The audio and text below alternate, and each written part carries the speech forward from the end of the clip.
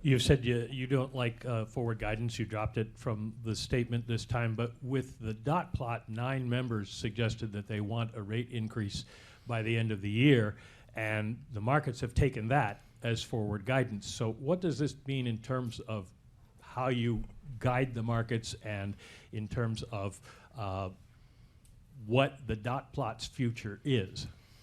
I'm going to have to give you the same answer I gave to Ms. Smith. We've got a task force for that. I'll give you a little bit more.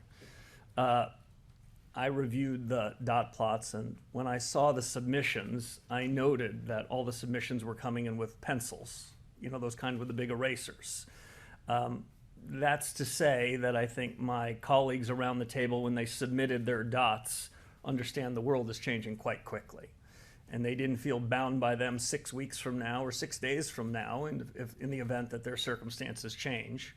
I'll note a couple other things. What I heard around the table was, as they submitted their modal forecasts, to be clear, weren't, this was more likely than not. This was more likely than their other scenarios. So I didn't hear tons of conviction. What I heard was the kind of humility that I think we should have. I did not submit a dot. For me, it's not helpful in the conduct of policy.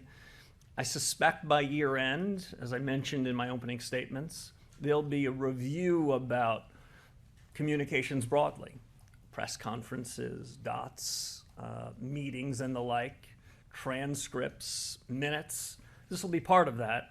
I don't want to prejudge the outcomes there, but I'm pretty open-minded about what they could be. And I was just incredibly impressed over the last couple of days. My colleagues over the last 2 days, and frankly, over the first 3 weeks I've been here, they've been very open about changes. Change isn't easy, change is filled with risk, but our number one goal is to get monetary policy right.